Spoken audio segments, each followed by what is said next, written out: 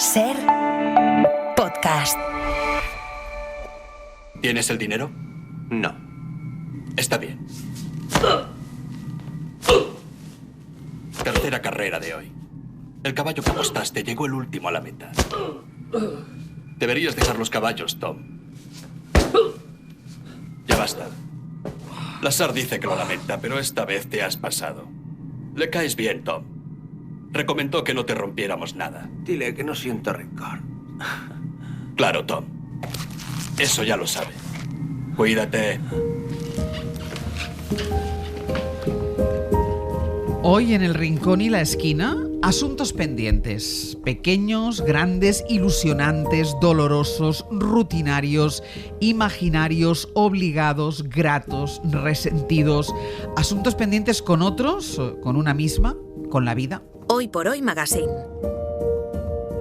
Ser podcast. El tiempo es una guerra perdida y avanzamos a golpe de dudas. Dejaré por escrito mis disculpas. ¿No era acaso eso lo que querías? El miedo es falta de perspectiva. ¿Quién quiere vivir en una burbuja? Hace falta tener buena cintura y los golpes sortear. Nada me ha regalado la suerte. Marta Sanz, buenos días. Buenos días, Ángel. ¿Qué tal estás? Pues muy contenta de empezar con esta canción de Bunbury y de saludaros como todos los miércoles. Manuel Delgado, buenos días. Manuel Delgado, buenos días. ¿Ah? Hola, hola. Hola. Hola. ¿Dónde estabas? Yo estaba aquí. Vale. No te oíamos. Una psicofonía. No, estoy aquí. Oye, has estado preocupado, me han dicho. ¿Por qué? Ah, por nada. Vale, no, pues si no estabas preocupado, nada. Hombre, es que ya no sé si aquí como... No sé a qué te refieres, pero podría ser por ti. Bueno, a lo mejor es que me ha gustado. Hombre, pues sí, porque yo sé cómo va este mundo y sé que son cosas rarísimas, a que a veces pasan. Oye, no, broma, yo trabajé con Julio Otero y con Gemma Nierga. Lo digo en serio. Y no hay dos sin tres. No, pero... a ver si serás tú. No, hombre, oye, igual soy un poco gafe, pero en ambos casos eran líderes de audiencia y de pronto... pero sí. Claro, tampoco te extraña porque en el fondo también tú estás pendiente de un hilo. Como todo el mundo, en realidad, sí. Totalmente. Todos podemos ser prescindibles. Hay un hilo ahí que se rompe, se rompe en cualquier momento. Sí, que estaba... Bueno, venga, vamos con los asuntos pendientes. Empiezo por ti, Marta. La lista de asuntos pendientes que puede ser muy anodina o encerrar secretos difícilmente confesables porque hay muy diferentes tipos de asuntos pendientes. Tenemos asuntos pendientes, cuentas pendientes, amores pendientes, polvos pendientes, culpas pendientes, venganzas pendientes, ilusiones pendientes, palabras pendientes, miedos pendientes. Tenemos incluso pendientes que nos cuelgan de las orejas, pendiente, que pende, inclinado, estar colgado, suspendido. Mira, justo de un hilo, con lo, exacto. Colgando de un hilo en el aire, depender, suspender, pendenciero, todo viene de la misma raíz latina que es pendere, colgar. Asuntos pendientes, colgados, lo que se puede caer. Y yo, que soy muy analógica, visualizo esa pila de asuntos pendientes que teníamos delante de nuestras narices, que se puede caer en cualquier momento. Pero yo también me acuerdo que cuando tenía un despacho en la universidad había una bandeja metálica a la derecha del ordenador y dentro de esa bandeja metálica yo tenía una carpetilla de cartulina amarilla que ponía pendientes y al abrir la carpetilla, ¿qué es lo que yo me encontraba? Me encontraba con nada. O sea, ¿no tenías ningún asunto pendiente? No tenía ningún asunto pendiente y no porque tuviera poco trabajo, que tenía muchísimo trabajo, sino porque tengo un problema mental, yo lo confieso. Aquí cada uno tiene los suyos y mi problema mental es que nunca he sabido procrastinar. ¿En serio? No procrastino nada. Y como no procrastino pues nada, pues resulta que tampoco puedo ejercer mi derecho a la pereza, y esto es un asunto pendiente que tengo conmigo misma que tengo que resolver sí o sí. Creo que esta incapacidad para procrastinar, que quiere decir justamente dejar para mañana lo que puedas hacer hoy, o sea, todo lo contrario de lo que solemos hacer normalmente.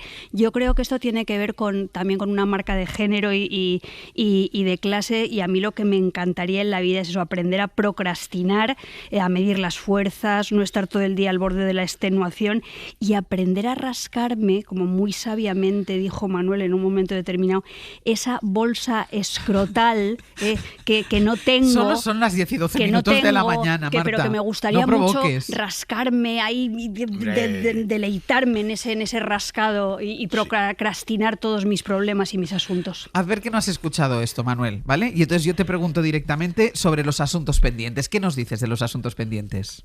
A ver, cuando hablamos de asuntos pendientes siempre es con alguien. En el fondo siempre es algo que tenemos pendiente de hacer con nosotros mismos, en tanto que de pronto nos convertimos en otro al que se le debe algo. Pero todo funciona a partir de esto, digamos, de tener un asunto pendiente. Y tú y yo tenemos un asunto pendiente. O peor, puede ser un asuntillo, que en efecto es otro grado, pero en efecto, digamos, todo funciona a partir justamente de... Mira, hay un tema que a mí me interesa mucho. Oye, por cierto, ¿qué? Hablando de esto de la cosa esta de lo que cuelga, me ha venido a la cabeza, hay un momento culminante de Los Simpson en que Homer Simpson le explica a Bart las claves de la relación humana en ciertos niveles y en ciertos aspectos, que es una buena patada en los pendientes reales. Es que es muy bueno esto, los pendientes reales. ¿Quieres que busque el fragmento? Hombre, es que si no es molestia a mí... Vale. Es que, se ponen a buscarlo. Ya sabes que tus deseos para mí son órdenes, lo que tú digas. Bueno, lo que digo es que a mí hay un tema que me interesa mucho y que seguro que fascina a vosotras y a todos los oyentes, que son los fantasmas. O sea, tú piensas una cosa, hay gente que se muere, pero no se puede acabar de morir. ¿Por qué? Porque tiene algún asuntillo pendiente que le impide morirse, que le obliga a quedar atrapado en un limbo del que no saldrá para morirse del todo hasta que ese asunto quede resuelto. Y además suele quedarse en el mismo sitio en que lo que sea le pasó. Ahora imaginémonos todas las películas que hemos visto sobre fantasmas. De hecho, no es por decirlo, pero uno de los temas que... Mira, yo he dirigido 2 tesis doctorales sobre fantasmas. Uno sobre... No, no me he reído. Me hace gracia que hayas dirigido 2 tesis sobre fantasmas. Pues con cum laude y una de ellas con premio extraordinario. ¿Qué fantasma? Este Manuel Delgado es que es un fantasma, ¿eh? ¿Sabes? Digamos, los que hacemos este tipo de cuestiones, las explicaciones que tenemos que dar porque la gente se cachondea. Si os dijera que hoy hacemos una salida de clase de campo para ir a ver avistamientos de ovnis en Montserrat, ya no quiero ni imaginar. Hoy es el día, por esto lo has contado alguna vez, hoy es el día que vais a ir. Vamos siempre el 11 de mayo, pero como era domingo, pues vamos el 11 de junio. Pues está nublado, Manuel, ¿eh? Bueno, en Madrid. Perdona, desde que no viene Grifos, que era un poco el maestro de ceremonias, de hecho el encuentro, se trata de un encuentro entre contactados que explican pues sus experiencias. Pero una cosa... Oye, ¿qué pasa? No, déjame que vuelva a las tesis estas sobre fantasmas, pero eran sobre apariciones que se habían visto. Claro, como todas las apariciones, si no se puede. Bueno, pero que había, evidentemente, pero eran sobre hechos, o sea, que había vivido la persona que hizo la tesis. No, hombre, no. A ver. Uno era sobre las apariciones en el Hospital del Tórax, Victoria Badía, en la Autónoma, muy buena. Y la otra era sobre apariciones en un teatro de Salto, en Uruguay, que esta fue cum laude y premio extraordinario de doctorado. Y porque en el fondo, ¿qué hacen los fantasmas? Los fantasmas son siempre seres del remordimiento, no de ellos, no del suyo, sino del nuestro. Por eso no se van, porque tienen justamente eso, un asunto pendiente. Entonces, bueno, yo sé, se me ocurrieron un montón de películas que ilustran ese mismo asunto, pero se me ha ocurrido, no sé, Al final de la escalera, que podía ser otras, pero el fondo es ese, digamos, hay un asuntillo tal que tenía que quedar resuelto para que la criatura, el niño, se pudiera acabar de morir. Venga. Porque uno se puede morir de cualquier manera, pues vamos, sobre todo si tiene asuntos pendientes. Vamos al final de la escalera.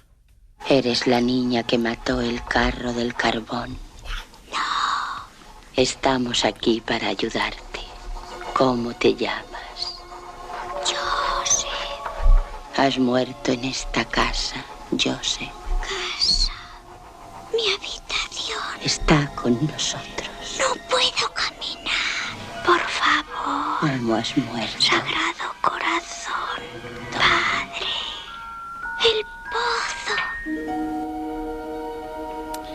A ver, Marta. Bueno, yo primero, a mí este fragmento me parece horroroso y ya me voy a ir a casa con los pelos de punta, pero quiero aprovechar para meter una morcilla porque justo ayer vi una película en Filmin que se titula Bodegón con fantasmas y son unos pequeños sketches y hay uno maravilloso en el que un señor que está a punto de morirse, que está desahuciado, decide que lo que tiene que hacer es ponerse a hacer una maqueta inacabable para tener un asunto pendiente por el cual volver a la tierra después de muerto. Sí, sí. Y es absolutamente maravilloso. Creo que la película es de Enrique Buleo. Yo he estado pensando, tengo casi 45 años. ¿Cuándo voy a hacer lo que yo quiera? Lo que me hace feliz a mí. ¿Cuándo? ¿Cuándo voy a pensar en mí? ¿Cuando papá deje de necesitarme? ¿O cuando me dejes de necesitar tú? ¿Cuándo? Hoy por Hoy Magazine. Ser podcast. Todos tenemos cuentas pendientes. Cuentas que tarde o temprano se saldarán. No hay que tener prisa. Aquí estamos en el Rincón y la Esquina hablando de asuntos pendientes con Marta Sanz, con Manuel Delgado y queremos saber ¿cuáles son los asuntos pendientes que tienen ustedes? 900, 100, 800. Aquella cosa que van aplazando y que van aplazando, y dicen, bueno, sí, mañana, y no acaban de resolver, o lo aplazan voluntariamente porque no quieren resolverlo, o un asunto pendiente que tenían y que les estaba ahí marcando la vida y que ya lo han resuelto.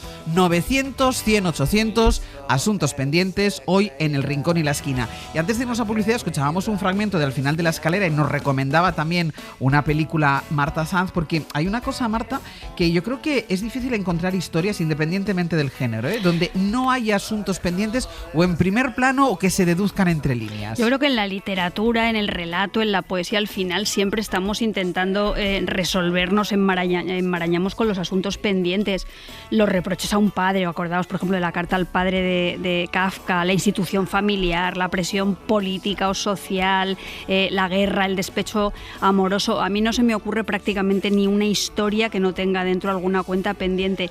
En algunas las cuentas pendientes son una revancha, no siempre las cuentas pendientes tienen que llegar a la venganza y la revancha, pero a veces sí. Y al final en las novelas y en los poemas lo que hacemos es abordar nuestras cuentas pendientes con el conocimiento, con las emociones, con lo que nos dañó, con lo que hemos dejado de comprender o incluso con las propias palabras y el lenguaje que es a menudo insuficiente para construir el mundo. Manuel, antes de continuar, que te iba a preguntar una cosa, ¿escuchamos lo que querías ese fragmento de Los Simpson? Venga, va. Desgraciadamente, hijo, a veces los Simpson tenemos que flexibilizar las reglas para que no nos apabullen. La próxima vez que ese gamberro crea que le vas a dar un puñetazo, coges un puñado de barro y se lo tiras a los ojos y aprovechas que no ve nada para tirarle un buen viaje. ¡Eso! Y en defensa propia no es nada malo pegarle a alguien por la espalda. ¡Captado! Si tienes oportunidad, dale un patadón justo en los pendientes reales. Pequeño truco que ha sido el sello de los Simpson durante generaciones. Gracias, papá. Este era el fragmento, exactamente, ¿no, Manuel? Sí. Es maravilloso. Y Bart es un niño muy agradecido. Gracias, papá. Manuel, tú sostenías antes que la rueda de los asuntos pendientes es la que hace moverse y, por tanto, existir a las sociedades humanas. Por eso vamos avanzando. Avanzando, no, vamos existiendo como sociedad. Que no sé si es exactamente lo mismo, porque avanzar hacia dónde. Pero, a ver, que cada cual piense, me refiero a los 3.900.000 oyentes que tenemos, que piensen cada uno de ellos. O cuatro. Bueno, porque ya lo sabemos, esto los que sabemos. Bueno, lo que digo es que, en el fondo, a ver, ¿qué tenemos? Atesorar cosas es la cosa más idiota del mundo. En el fondo, de verdad, pensémoslo. Tú tienes lo que das, tú tienes lo que te deben. Si de pronto alguien te merece, que si te quieren, es porque te deben algo que no te pueden pagar más que con amor o con odio, yo qué sé, vete a saber.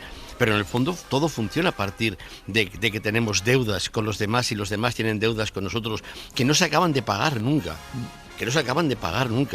Mira, Hay una cosa de un tipo maravilloso que se llamaba José Valdelomar, que era un tipo rarísimo, que hizo películas rarísimas, muy experimentales en los años 50 y 60, en pleno franquismo, y tiene una película que es el Aguaspejos Granadinos, en el que de pronto se escucha una voz en off. Las imágenes son bellísimas, están en el YouTube y se pueden ver y merece la pena. Bueno, el caso es que oímos una voz en off, que dice justamente eso. ¿Cuáles son las matemáticas de Dios?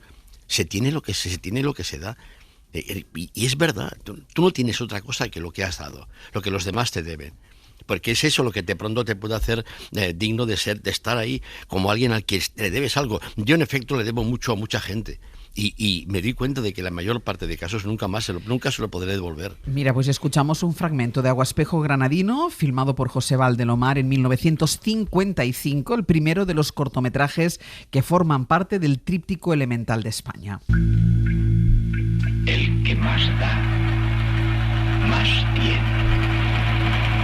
Matemáticas de Dios. El que más da, más tiene.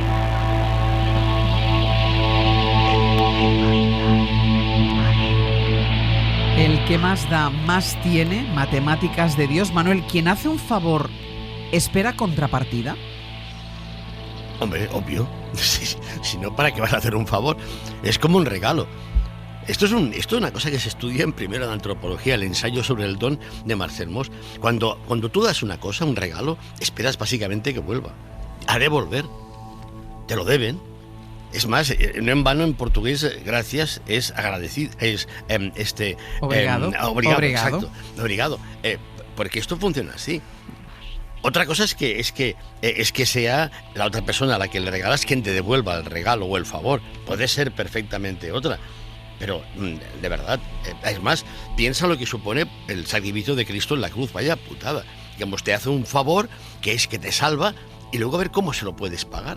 Nunca se lo vas a poder pagar. El mundo está lleno, la ciudad está llena de monumentos y de nombres de calles que son básicamente la manera que tenemos de agradecerle a alguien algo que no le podremos devolver. Mira, hay una película... Esto venía ahora, es que me he perdido. No, yo creo que no venía ahora. Vale, no, porque yo le quería preguntar a Marta, ahora cuando llegue te llegará la película, porque yo le quería preguntar a Marta por una canción que escuchábamos antes, que era Cuentas Pendientes de Loquillo. ¿Tú tienes muchas cuentas pendientes? Yo lo primero que me he acordado ahora con lo que ha dicho Manuel es que yo solo te he hecho un regalo en la vida, Ángel, si fue una planta carnívora. ¿Es verdad? Es verdad. Esto deberíamos hacernoslo mirar. Sí, es verdad. Pero bueno, yo creo que en el ámbito profesional yo creo que he hecho casi todo lo que quería hacer y que lo que me queda por hacer no depende tanto de mí como de los demás, así que mejor no lo pienso porque hay ciertas situaciones que creo que no se pueden forzar, no se tiene control sobre ellas, así que bueno, solo te puedes lamentar hasta cierto punto.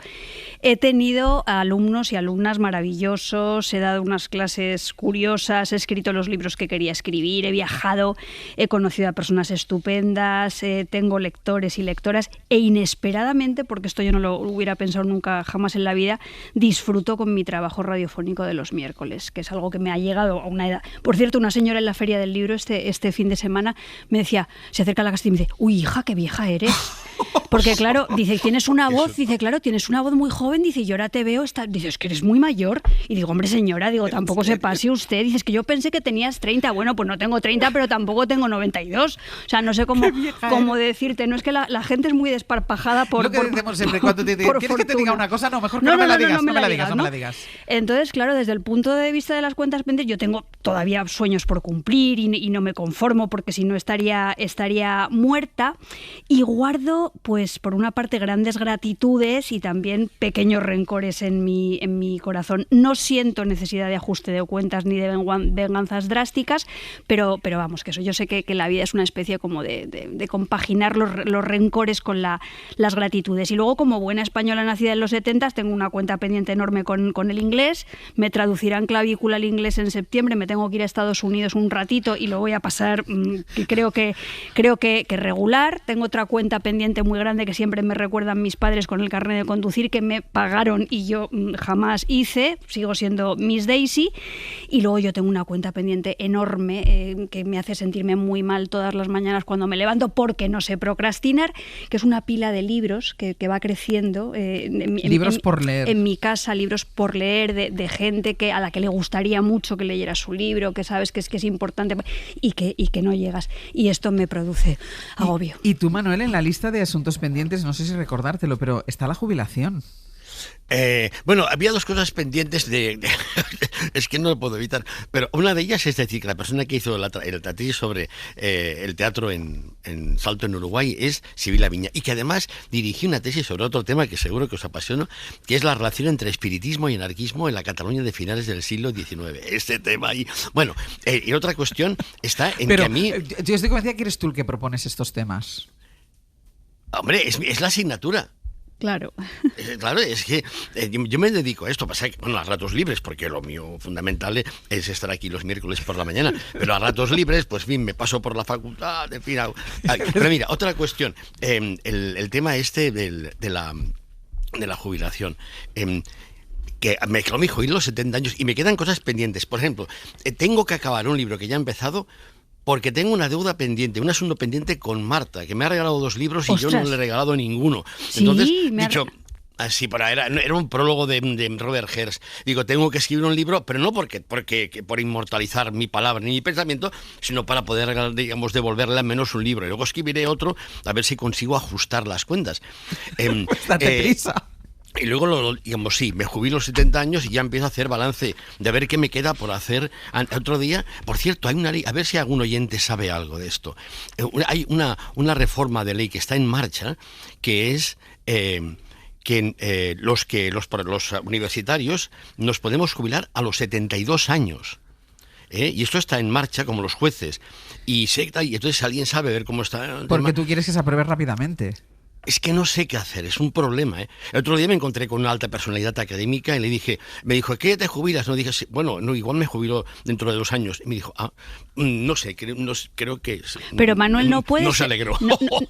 No puede ser emérito para siempre. No, es que esto de mérito es un rollo, porque, digamos, te pagan 4 perras más y tienes que hacer trabajo y tal. Y además me suena mal, prefiero, digamos, ser un puto jubilado que no un emérito. Un emérito. Pero sí. ¿Ahora qué hay? Ahora tú me tienes que hablar de una escena maravillosa. Sí, mira, lo que decía, digamos, de qué es lo que le podemos devolver a gente que nos ha hecho un favor grande y que se lo ha hecho mucha más gente. Hay una secuencia en Sierra de Teruel. Ahí vamos. Que es aquella en la que de pronto ahí tienen que ir a buscar unos aviadores que han caído en una montaña y tal. Y la gente del pueblo, pues, se apunta para ir a recogerlos porque es un sitio agreste. Y hay uno, ya veréis, que dice, a ver, ¿para qué vais a ir? ¿A qué vas a ir? Si están muertos. Y entonces le pregunta, ¿y qué puedes hacer por un muerto? Mira lo que dice. Pues el sonido no va a ser bueno, ¿eh? Hay que tener en cuenta que la película empezó a rodarse en plena Guerra Civil, 1938, que se tuvo que terminar en Francia por el avance de las tropas franquistas, que todas las copias fueron confiscadas y destruidas durante la ocupación alemana ya de Francia y que solo se salvó una bobina porque estaba en una lata con otro título. Vamos a escuchar el fragmento de Sierra de Teruel, al fragmento al que se refiere Manuel. Yo no puedo faltar de aquí. Si pudiera ir, iría. ¿Para qué servirías? Hay que hacer algo útil. Pues yo voy. Yo también. No podrás con las camillas. Bastante tienes con sostenerte a ti mismo. Haré lo que pueda. Hay que hacer algo útil. ¿Qué puedes por un muerto? Darle las gracias. ¿Qué se puede hacer por un muerto? Darle las gracias. Darle las gracias. André Malraux, esta película dirigió el que luego sería el ministro de Gaulle, y que era aviador durante la Guerra Civil. Y Manuel, ¿todos los favores se suman como cuentas pendientes? ¿Siempre hay que devolverlos? Hombre, pero es que por eso lo sabemos perfectamente. Oye, me debes un favor. Y si no lo dices, lo piensas. No me puedes decir que no porque me debes un favor. Porque es así. Pero es que funcionamos así. Mira, una vez cuando yo era pequeño recuerdo una escena de una discusión entre 2 vecinos, mi familia y la de delante, una tontería, ¿no? Me acuerdo perfectamente la imagen de mi madre llamar a la vecina y darle un plato. que era un plato que le había prestado en cierto momento. Aquel plato estaba siempre en la cocina de casa, pero de pronto, cuando le devolvía el plato, lo que implicaba es que se acabó la historia. Es decir, mira, había Mary Douglas explica que hay una taberna en Irlanda donde la gente siempre debe algo. El día que el parroquiano llega y paga la cuenta, es que no va a volver nunca más. Pero esto lo sabemos. Hay un sistema colosal, digamos, genial, que abarca a todo el mundo, a todas las personas, que hace que siempre tengamos algo en deuda con los demás y que alguien también nos deba algo a nosotros. Y así funciona el mundo, porque nos debemos cosas. Pero ¿y qué pasa cuando no puedes pagar este favor? Cuando te ha hecho un favor a alguien que desaparece de tu vida, por ejemplo. Pues entonces, darle las gracias, acordarte de él y agradecérselo eternamente hasta que te mueras y esperar que alguien después de ti herede también esa deuda, porque las deudas se heredan. Pero es igual, hay muchas maneras. Por ejemplo, oye, a ver, rápidamente, mira, digamos, de pronto voy con la fragoneta con la familia, venimos de Montblanc, digo, vamos a coger un camino de estos de forestales, que no era un camino forestal, era una auténtica mierda, que nos acabó enfangando de noche y tal. De pronto nos quedamos colgados. Yo intento sacar la furgoneta empujando, me rompo el tendón de Aquiles, que es una experiencia. Y entonces, ¿qué hacemos? Bajamos al pueblo, arrastras, yo al menos, y de pronto vamos a un restaurante que había en la periferia, nos metemos ahí, llamamos un taxi, a una grúa para que venga a sacarnos la furgoneta, no puede porque no se puede subir, entro en el restaurante. ¿Arrastrándote? Claro, siempre con un tendón de Aquiles colgando. Con un talón de Aquiles colgando, pendiente. De un hilo. Ay, ¿cómo somos? No, entonces, porque he visto que en el parking hay un Land Rover. Sí. Voy y con la gente, digamos, que están cenando y que tienen pinta de tener un Land Rover, no me preguntes cómo, pero te lo juro que lo sabes. Voy y les digo, oye, mira, me he quedado colgado ahí arriba en la montaña, ayudadme. Dice, bueno, acabamos de cenar. Y pues los tíos suben, pim, pam, y me sacan el coche. Oye, esa gente yo no la voy a volver a ver nunca más. Y te lo prometo que me sacó de un asunto, un apuro, tú, digamos. Entonces, ¿qué es lo que ocurre? Que entonces me convencí, más que nunca, ya lo sabía, pero me convencí más que nunca le puedes pedir, nunca le puedes negar un favor a un desconocido. Porque en efecto puede ser que alguien alguna vez, digamos, te lo pida. Y tú entonces pensarás que alguien que tú no conociste te dio ese favor. De hecho, hay una película que habla de esto, que se llama Cadena de favores. Cadena de favores. Que justamente habla de eso, digamos, de pronto una especie, digamos, de cadena en que las personas que reciben un favor están obligadas a devolverle el favor a otra persona. Mira, déjame que escuchemos un fragmento de la película. Un hombre cuenta cómo su hija se ahogaba en la sala de espera de un hospital sin que nadie le hiciera caso, hasta que otro paciente, que es un delincuente con una herida de bala, saca un arma de fuego y obliga a los sanitarios a que atiendan a la chica. Le di las gracias y me mencionó un orificio muy concreto por el que podía metérmelas. Me dijo que siguiera la cadena. 3 grandes favores para otras 3 personas, eso es todo. Un momento, ¿usted y ese zumbado están metidos en una cadena de buenas obras, una especie de conga estilo Madre Teresa? Eso es un poco heavy para usted, ¿verdad? ¿Algo tibetano? ¿Pertenece a alguna secta? Si menciona usted mi nombre, tendrá que vender sus riñones para pagar a los abogados. Secta. ¡Ese hombre! ¿Cómo se llama ese hombre? Lo siento, llego tarde a la misa de mi boda. Hoy por Hoy Magazine. Ser Podcast.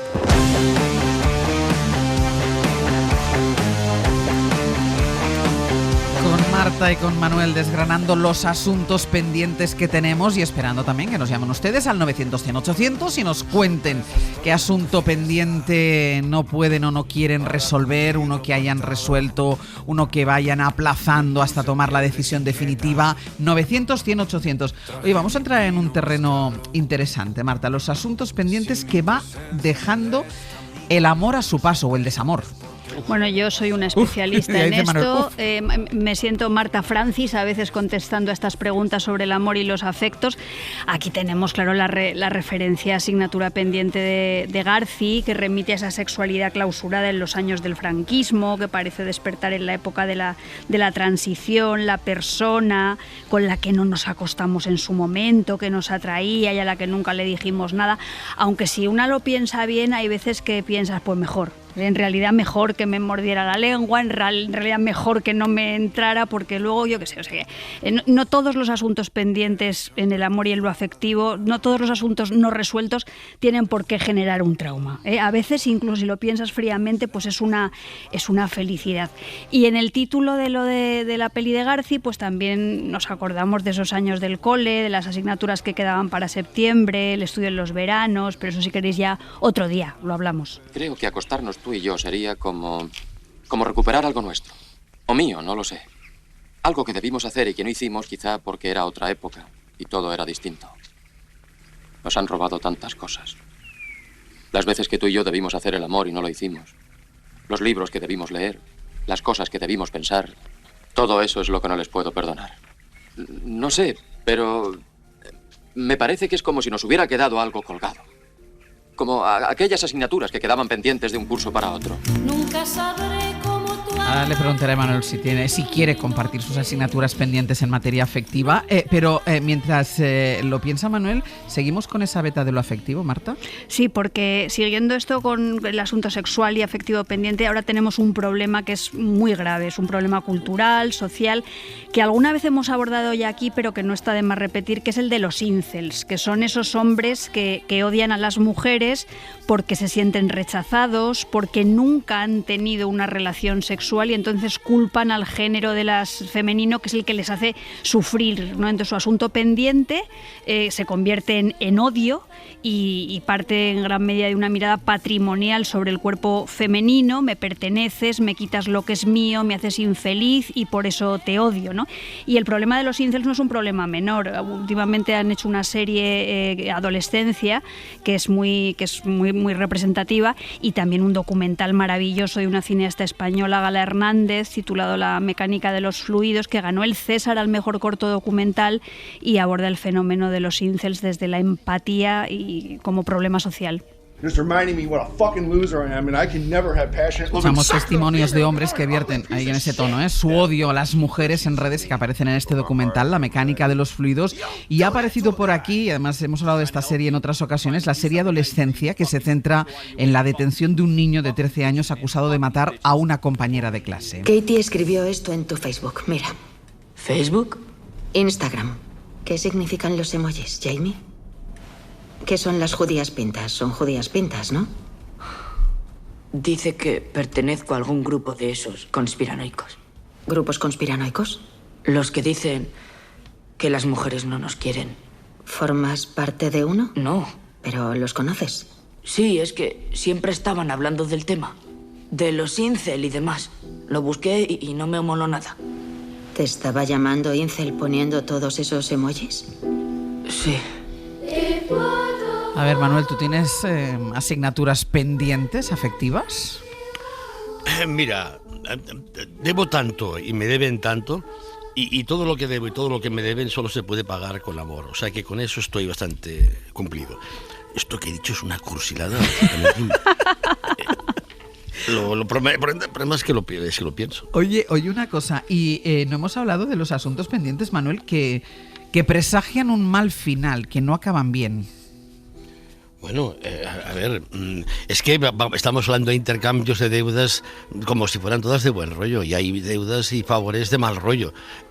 Se intercambian bienes, pero también se intercambian males.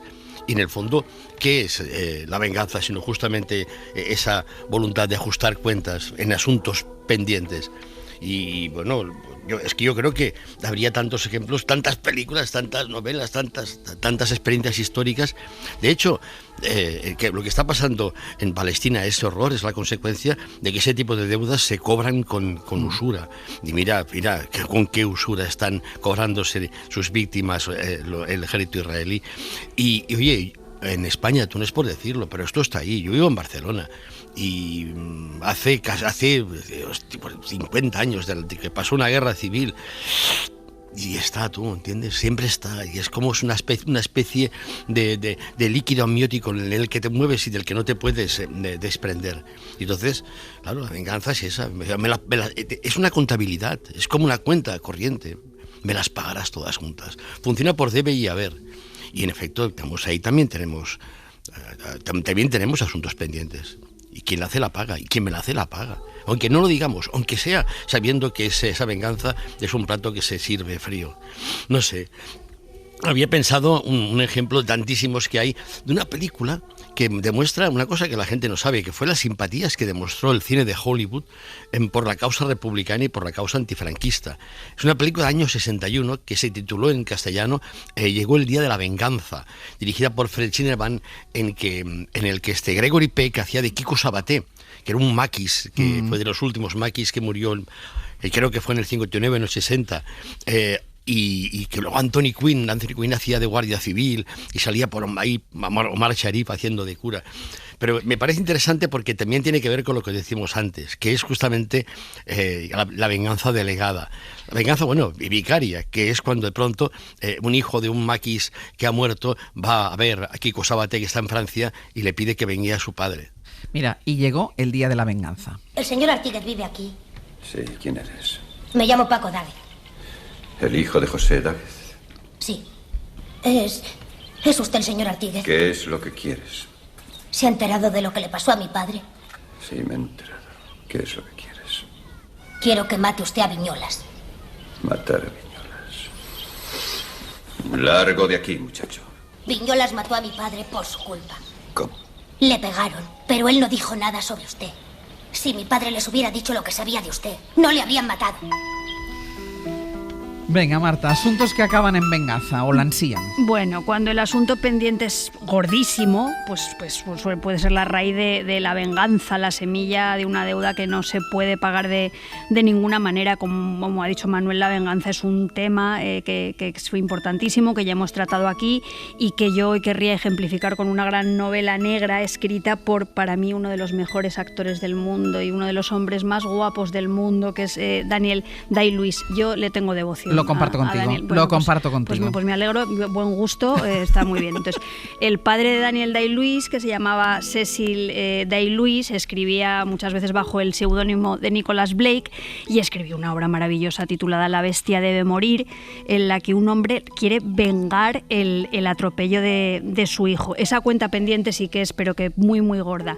La novela fue llevada al cine en el año 52 por Román Viñoly Barreto, según un guión propio coescrito con Narciso Ibáñez Menta, que a muchos os sonará, y uno de los ayudantes de dirección de Viñoly fue el gran escritor argentino desaparecido, asesinado por la dictadura, Haroldo Conti. Luego Chabrol también hizo otra versión de esta novela, y claro, lo de Haroldo Conti, unas cosas te llevan a otra. A mí me ha llevado a pensar eso, que hacer memoria también es un modo de suturar los asuntos pendientes, de reparar. Creo que hay que recordar a Conti, creo que hay que recordar a todos los desaparecidos, a tantos y a tantas otras. Mira, pues vamos a recuperar la versión argentina. La bestia debe morir. Si de atenciones se trata. Eran mayores las que tenía con su cuñada. ¿Qué pretende insinuar? Aquella broma en mi casa, ¿recuerda? Usted y Rattery estaban jugando.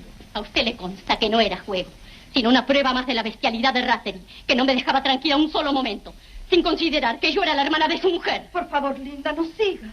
¿Vas a continuar callándote? ¿Todavía le tienes miedo? Se murió, lo mataron. Debías darle las gracias al que te libró de ese canalla. Oye, estos son los que rodeaban a mi hijo. No le costará trabajo saber quién lo mató. Sea quien fuere de nosotros el que lo envenenó. Razones tenía para matarlo. Y vamos con los asuntos pendientes de nuestros oyentes. Inmaculada, desde Badajoz, muy buenos días. Buenos días, ayer. A ver, Inmaculada, un asunto pendiente que tengas. Pues mira, yo no tengo asuntos pendientes de venganza, tengo asuntos pendientes de deseo, de un sueño de toda la vida desde que era pequeña, y es vivir junto al mar. Por circunstancias familiares, pues unas veces primero por mis hijas, luego por mi madre, ahora por mi marido, sigo esperándolo. Estoy jubilada, podría haberlo hecho desde hace ya mucho tiempo. Sigo soñando y sigo con esa cosa pendiente que es vivir junto al mar. Pero vivo con mi marido y yo mi marido no lo puedo regalar, tengo que llevármelo conmigo. Entonces él, eso de irse de Badajoz, a él le cuesta mucho. Y yo necesito el mar. Y cuando me ve que me pongo un poco así nerviosa y un poco histérica, llama por teléfono, se mete en Booking y dice, niña, ya tenemos una semanita en la playa en tal hotel. Digo, vale, y así me va engañando. Ese es mi tema pendiente. Todavía queda vida por delante para poder sí, cumplir ese asunto pendiente. oportunidades. Claro que sí. Inmaculada, muchísimas gracias. Vale, hasta luego. Encantado, el marido no lo puedo regalar, me lo tengo que llevar conmigo. Manuel, desde San Matías de Valdeiglesias, muy buenos días. Buenos días. ¿Qué tal? ¿Cuál es ese asunto que tienes tú pendiente? ¿Cuál es el asunto que tienes pendiente, tengo Manu? pendiente clasificar las cartas que le escribió mi padre a mi madre durante los años 33 y 34, aquellos años convulsos. Sí. Y no solamente las cartas de mi padre a mi madre, sino las que le escribían sus hermanas y su padre. Mi abuela no debía de saber escribir mucho porque no he visto ninguna que ella escribiera algo.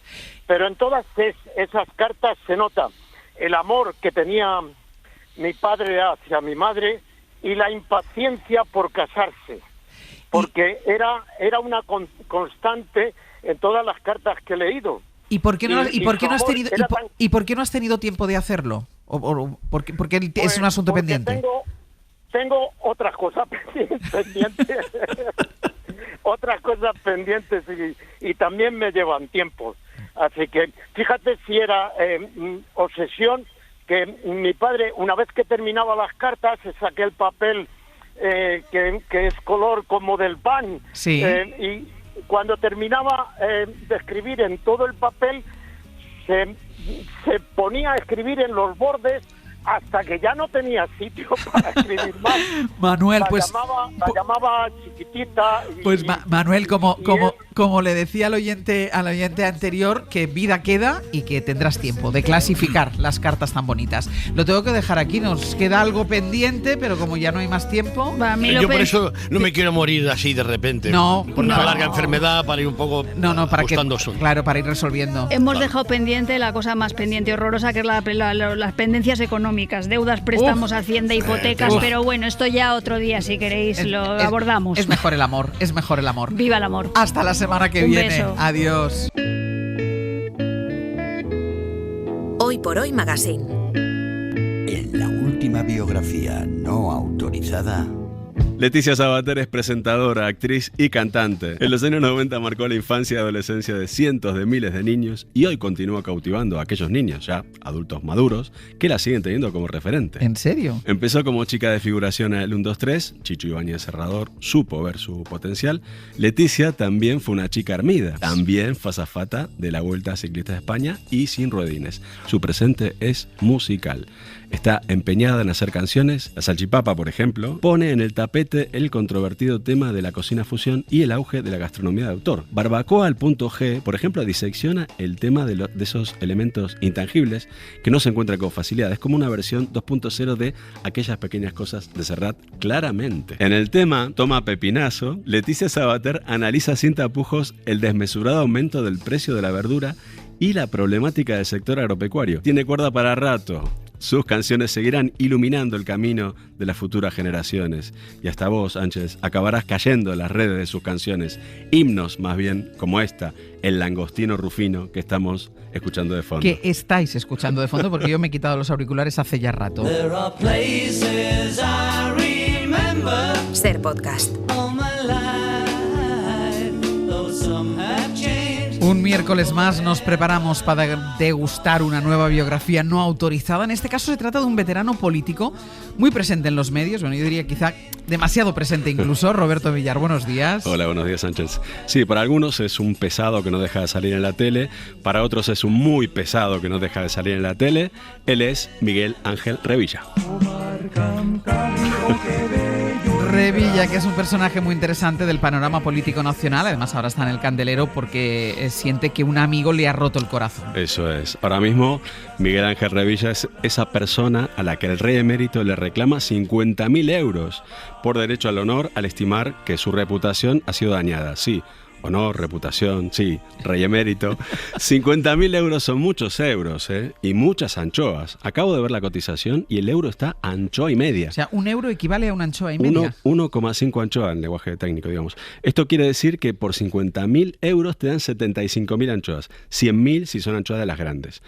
Eso hoy, que mañana cualquiera sabe, porque el mercado de anchoa euro es muy fluctuante. En cualquier caso es una fortuna. Ya te digo, para ganar esa cantidad de anchoas tengo que estar aquí haciendo esta sección durante, no sé, 28 temporadas. Bueno, llevas 2 ya, Eso, pasito a pasito.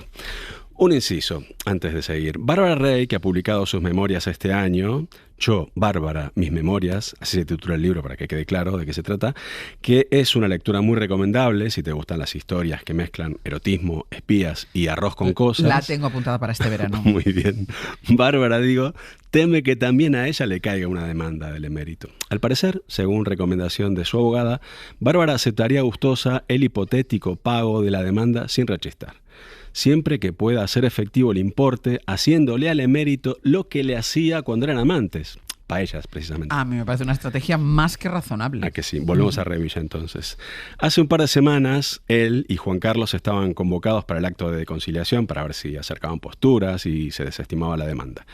El emérito ni se acercó. Al estar en una regata, no tuvo más remedio que regatear a Revilla. Revilla, por supuesto, sí que se presentó ahí el hombre. Ahí estaba él, con una cajita de sobos pasiegos para regalarle al juez, con la esperanza de que no lo interpretara como un soborno. Seguro que no, porque Revilla es como esas visitas que nunca se presentan en casa con las manos vacías. Claro que sí. En el fondo, lo que más le duele a Revilla de todo esto es que Juan Carlos ha dejado de ser su ídolo, porque eso es lo que era el emérito para él, un ídolo, un superhéroe casi. La esposa de Revilla, en cambio, está encantada de que su marido se haya llevado semejante decepción, porque así, por fin, Revilla ha descolgado finalmente el póster tamaño natural del rey emérito que presidía la cabecera de la cama matrimonial desde tiempos inmemoriales. No me creo que Revilla tuviera un póster del rey emérito en el dormitorio, y mucho menos, Roberto, un póster de tamaño natural. Es verdad, el emérito, tamaño natural, ahí reinando desde la cabecera de la cama. La imagen es escalofriante, sí, pero así era, Ángels. Quizá has podido leer las declaraciones de la esposa de Revilla. Abro comillas, comillas Cantabria, en este caso.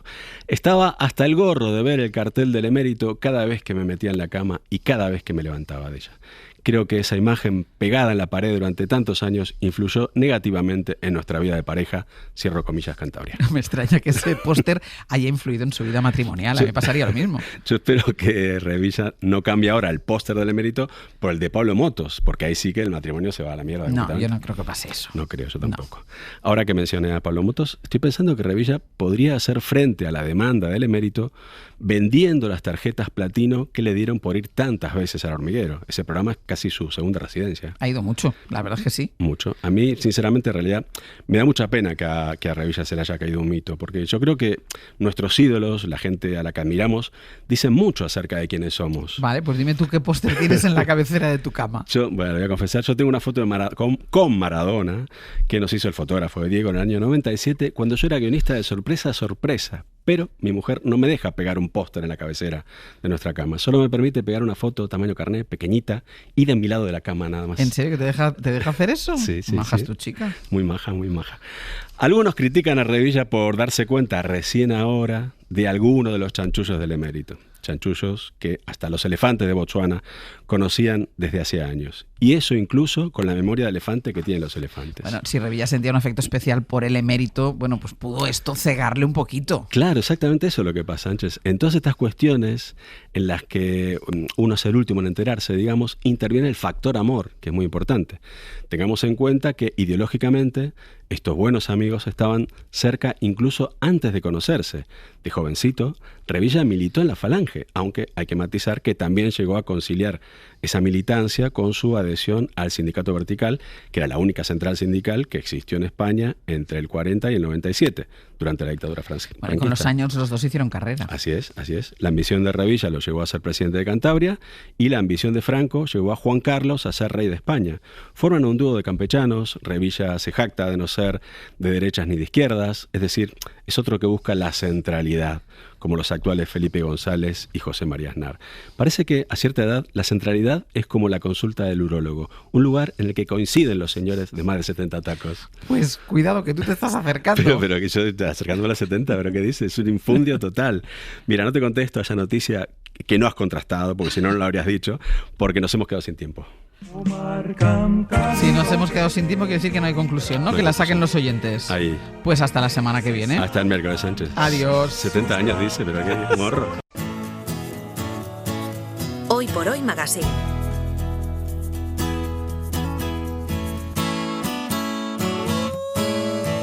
Ser podcast. ¿Cuántas son las cosas que yo aprendí? Muchas las que hicimos, muchas más que hacer, pero lo más importante es serio fue pasarlo bien. Escurrí los corazones. Un miércoles en el que volveremos a viajar en el tiempo para recordar cómo éramos y entender cómo somos ahora. Nos disponemos a conjugar un pretérito pluscuamperfecto para saber cómo se creó, quién lo hizo y en qué medida nos marcó un hito social, un hito cultural. Y hoy los mandos de este regreso al pasado, a los mandos está Eva Cruz. Eva, hola. Hola, buenos días. Vamos a ver, ¿qué pasado conjugamos hoy? Pues hoy vamos a conjugar un disco, un conjunto de canciones, una fotografía de un país. Y para entender cómo fue de importante, hemos escogido esta posible medida, que son los gritos que acompañan en esta actuación en directo a Luis Eduardo Aute en la canción 2 o 3 segundos, que es una de las que forman parte del disco que hoy conjugamos. Es Cuerpo a Cuerpo, el disco de 1984 con el que Aute se instaló en la cumbre del éxito.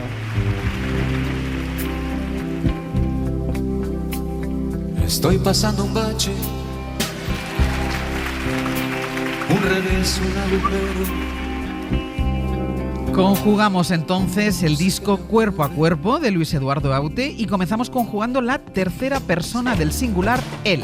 Él es, claro, Luis Eduardo Aute, nacido en 1943 en Manila, Filipinas, un lugar al que nunca volvió. Fue un niño prodigio de la pintura, fue cineasta, fue poeta y en los años 60 alcanzó fama como compositor de temas para otros que tuvieron muchísimo éxito. Es más fácil encontrar rosas en el mar. Protegido en el anonimato, pero con un talento que cada vez más gente conocía y reconocía, tuvo que llegar un amigo rockero para animarle a dar la cara ante el público. Ese amigo era Teddy Bautista.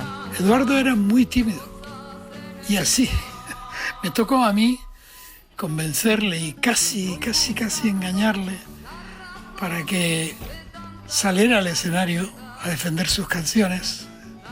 Yo le decía, son tan buenas que a la gente le va a gustar, pero serán mucho mejores cuando seas tú el que se las propone, ¿no? Voy pidiendo libertad y no quieren oír. Es una necesidad para poder vivir. La libertad, derecho de la humanidad. Es más fácil encontrar rosas en el mar. Pero Teddy Bautista no figura como productor del disco de Cuerpo a Cuerpo. No, Teddy le había producido los 3 discos anteriores y había participado en el monumental triunfo del doble LP en directo Entre Amigos, que publicó Ariola en el 83, con Silvio Rodríguez, Joan Manuel Serrat, Pablo Milanés y el propio Teddy. Ese disco colocó a Aute entre los cantantes punteros de nuestro país y también de Hispanoamérica.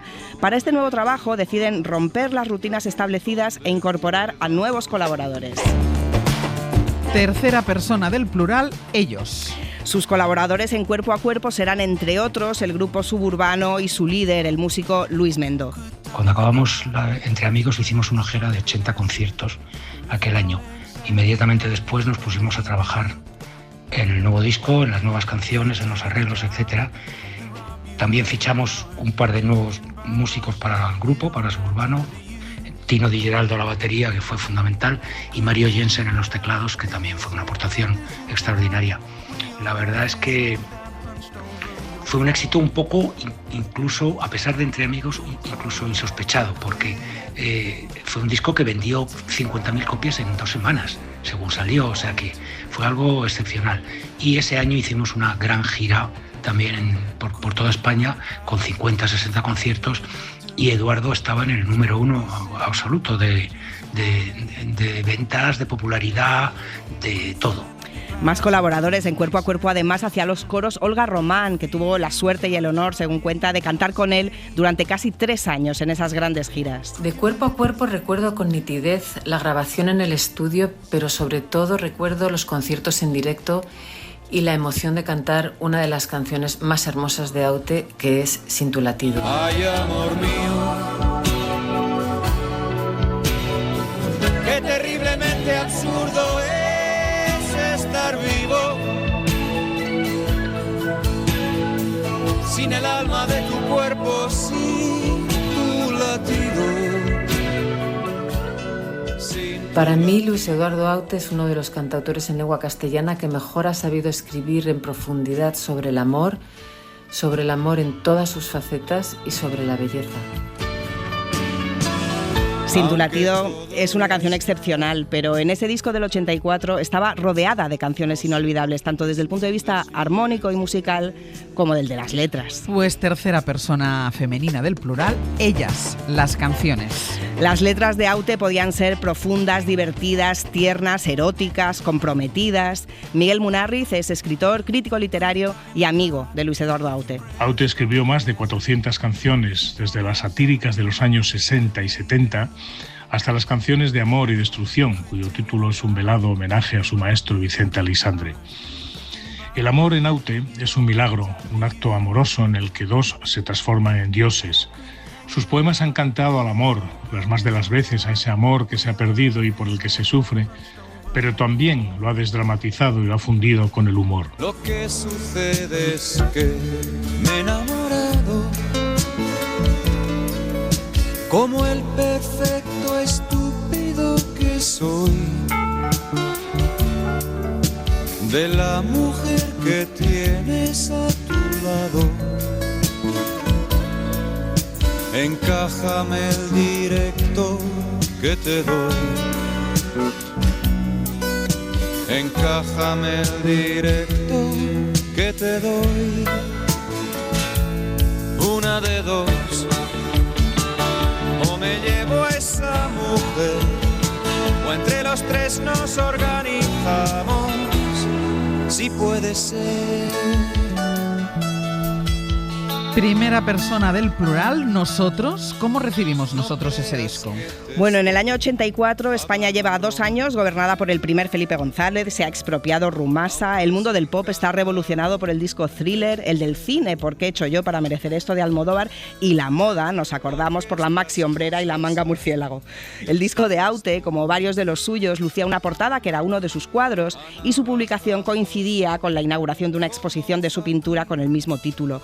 Si algunas bandas publican discos conceptuales, Aute presentaba conceptos en formatos diversos. Veíamos a Aute como un artista total y uno de nosotros era entonces Joel López. Cuerpo a cuerpo, claro, es un disco del 84. Yo tenía 7 años y todos los recuerdos que tengo de infancia son más o menos de esa edad, que ya empiezas a ser más consciente de lo que suena alrededor. Y yo recuerdo sobre todo eso, los viajes largos en el coche con mis padres y mi hermano, y escuchar mucho Aute, entre otros, pero recuerdo especialmente Aute, y sí recuerdo especialmente un par de canciones que son Cine, y una de dos, que yo creo que también debieron de ser singles probablemente y sonaban en la radio, en fin, que estaban en el imaginario, ¿no?, de mi infancia y de lo que luego me configura a mí. Segunda persona del singular, tú. Bueno, tú y todos tenemos algo de Aute, algo que nos ha quedado en la sensibilidad, en el oído, de sus melodías, de su voz, de su escritura, de su visión. Y La huella en ti, de Luis Eduardo Aute, la gestiona su amiga Palmira Márquez, que también es representante de su legado. Creo que no hemos tenido en este país un artista más completo que él. Tocaba todas las disciplinas y todo lo hacía bien. Sin temor a equivocarme, creo que ha sido el cantautor que más ha influido en las generaciones posteriores a la suya. Y son muchos artistas los que así lo reconocen. Andrés Ibáñez, Joel López, Marwan, Rosalén y tantos otros. Además de su legado artístico, su legado como ser humano es un tesoro que nos llevamos los que tuvimos la suerte de estar cerca de él. Eduardo tenía un corazón inmenso, sensibilidad y generosidad a raudales, escuchaba y atendía a todo el mundo. Siempre fue fiel a sus principios, no hacía concesiones. Me quedan en el recuerdo tantos momentos vividos y trato de poner en práctica a diario muchas cosas que aprendí de él. Era un hombre culto, nadadivo, modesto, que pasaba de puntillas por los sitios. Le gustaba la vida sencilla, disfrutar de sus amigos, de sus perros. Era muy discreto. Jamás le oí, por ejemplo, hablar mal de nadie. Jamás. Tan fácil vivir. No era más ni era menos que un juego,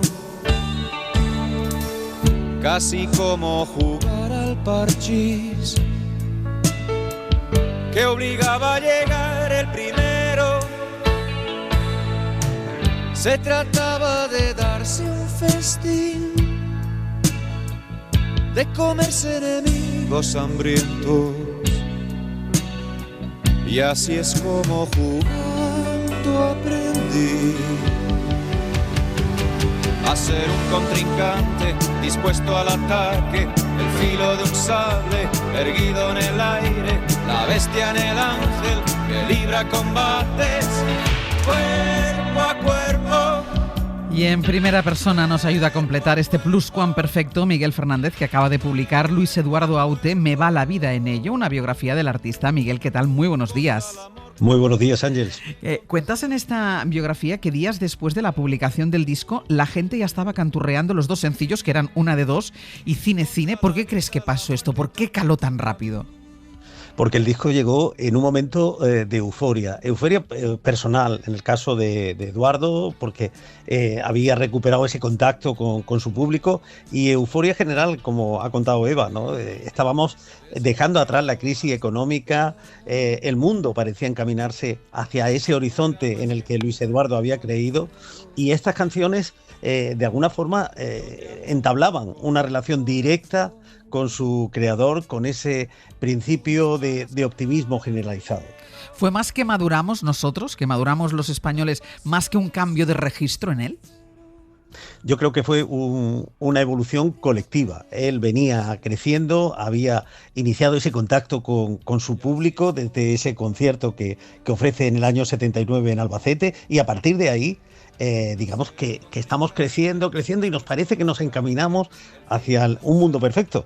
Los problemas empezarían rápidamente porque un año después empezaron aquellas protestas contra la OTAN, y ahí Luis Eduardo empuñó la bandera y volvió a salir a la calle y volvió a decir no, que es una palabra constante en su vida. Un artista total, que es una expresión que está un poco malbaratada, se usa para gente que en realidad no lo es, y lo usábamos para Aute. ¿Qué es lo que más admiración a ti te despierta en él? De él. La facilidad con la que saltaba de un campo a otro. Los amigos le preguntaban, pero ahora estás pintando, estás componiendo, estás dirigiendo cine, y él decía, pero no es lo mismo. O sea, él lo entendía como un todo. Como un todo. Decía Palmira Márquez que Aute nunca hablaba mal de nadie. ¿A ti te ha sido imposible encontrar a alguien que hable mal de él? Pues absolutamente nadie. Es decir, era un hombre que dejó un recuerdo profundísimo, siempre generoso, siempre abierto, siempre atento. Artistas jóvenes que llegaron a su casa y los atendió maravillosamente. Artistas consagrados a los que les mostró con humildad su admiración. Es decir, fue un hombre en el mejor sentido de la palabra, que diría Machado, bueno. ¿Y con los años siempre fue fiel a lo que era? No hubo transformación, exacto, no hubo transformación de Aute. No, él es un caso insólito en la transición. Nadie está donde estaba y todo el mundo ha evolucionado, y claro, así no ha ido como no ha habido. En cambio, Aute siempre se mantuvo en el mismo lugar, le iba la vida en ello. ¿Y te has sorprendido o has descubierto algo de él? ¿Has conocido alguna cosa de Aute que desconocías y que te ha llamado la atención? Multitud de detalles, sobre todo de detalles de su vida cotidiana, de cómo se organizaba, de dónde se inspiraba, de dónde extraía ideas para dejar ese detalle. O un detalle que vamos a comentar esta tarde, que descubriera el color en Sevilla, que él había pintado en los mismos tonos, y un año lo invitan a la Semana Santa de Sevilla y se entusiasma con la Semana Santa de Sevilla. Desde entonces vuelve a ir varios años y empieza a utilizar a partir de ese momento el color en sus cuadros. Esta tarde lo contaréis, porque esta tarde presentas el libro en Sevilla, ¿no? Eso es, estaremos en la botica de lectores a partir de las 7:30 recuperando ese color que Aute descubrió en Sevilla. Y una última cosa, Miguel, ¿era un tímido? ¿Durante toda su vida fue tímido? Que siempre daba esa sensación. Que a veces la inteligencia se camufla de timidez y sobre todo de respeto. Un tímido es alguien que deja hablar a otro y que escucha a otro. Y Eduardo era un hombre muy, muy, muy respetuoso. Pues Luis Eduardo Aute, Me va la vida en ello. Esta tarde se presenta en Sevilla. Miguel Fernández, muchísimas gracias por ayudarnos con este pretérito pluscuamperfecto. Gracias a ti, Ángel. Un beso. Hasta luego. Eva, hasta luego. Hasta luego. The world's best restaurant 2024 is disfrutar. Hoy por Hoy Magazine. Ser podcast.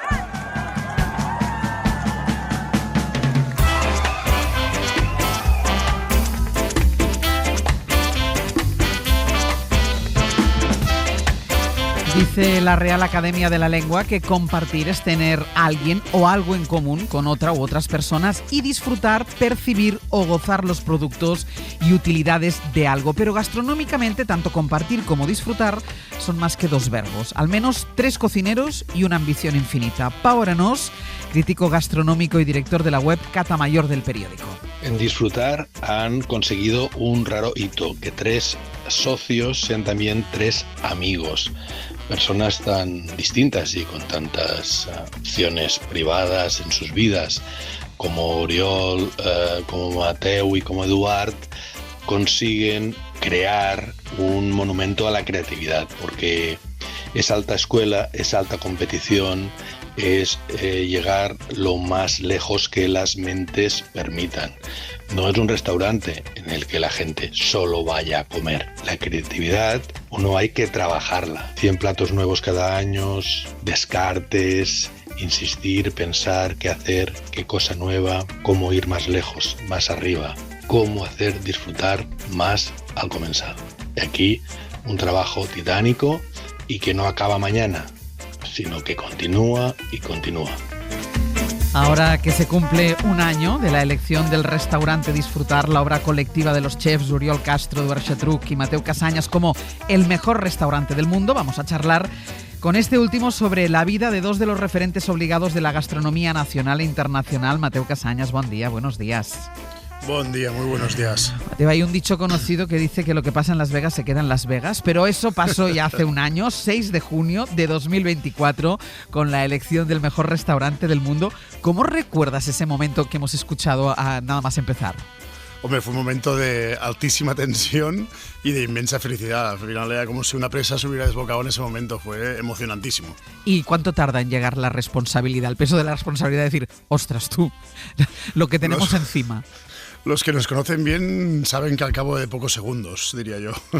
Porque ¿qué pasa cuando uno recibe este tipo de galardón? Es decir, ¿piensas solo en mejorar, piensas en no fallar o es algo que llama en vuestro ADN de siempre?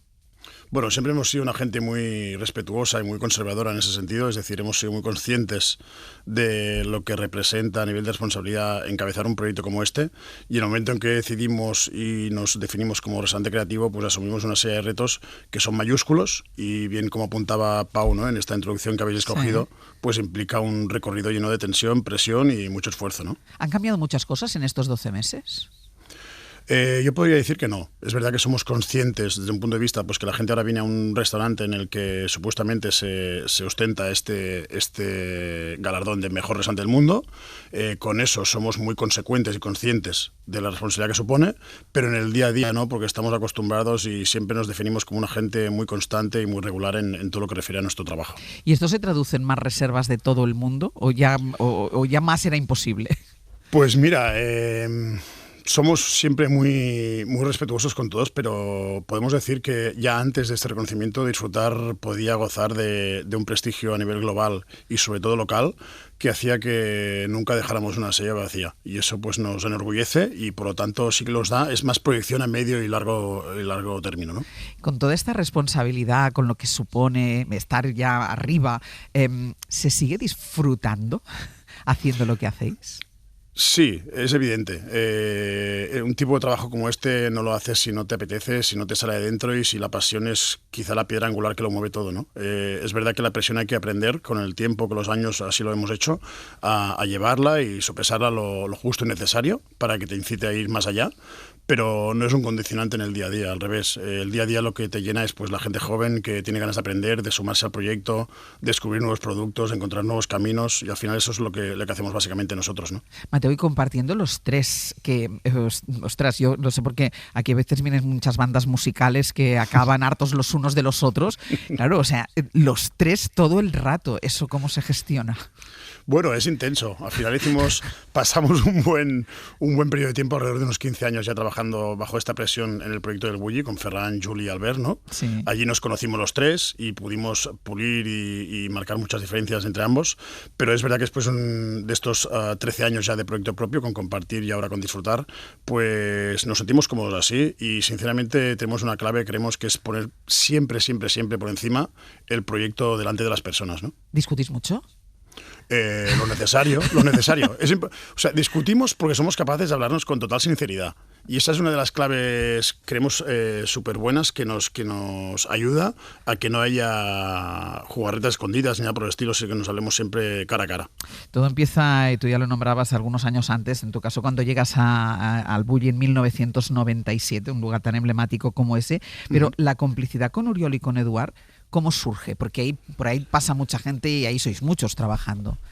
Bueno, yo creo que es un poco consecuencia pues de que fuimos las 3 personas que llegamos hasta el 2011, ¿no? Que es cuando Ferran decidió bajar persiana, y eso hizo pues que en ese momento de pseudo vacío viéramos pues la necesidad de quitarnos una espina, que era qué pasaría si tuviéramos un proyecto propio, ¿no? Y en eso pues nos decidimos conjurarnos los 3 y ahí arrancamos en Cadaqués en el año 2012.